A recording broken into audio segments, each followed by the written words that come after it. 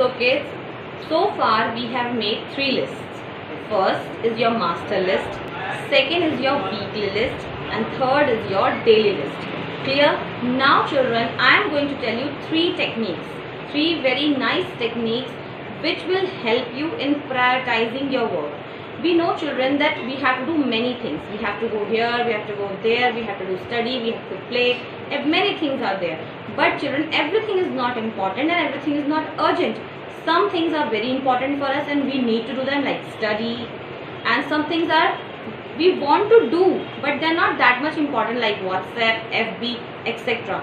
So all the tasks you have written in your daily list.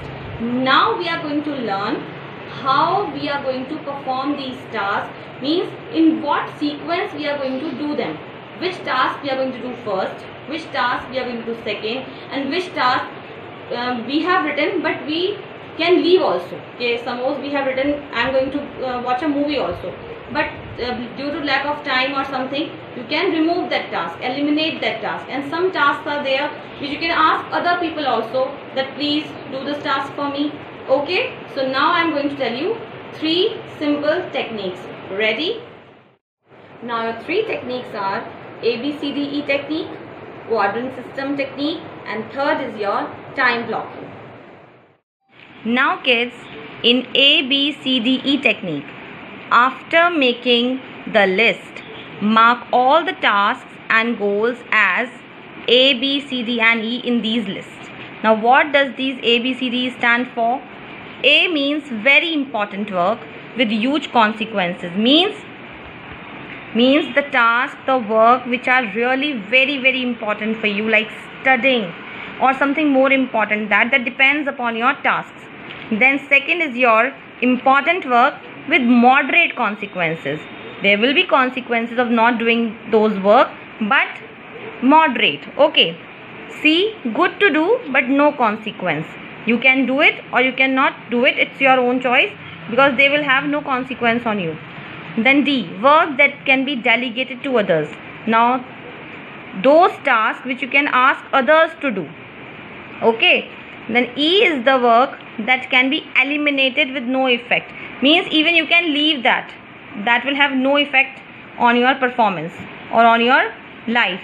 Then, now children, if there are 2 tasks marked as A, means they both are important, very important, then again mark them as A1 or A2. Now A1 means very important work and A2 means very important but less than A1. It is important but less than A1.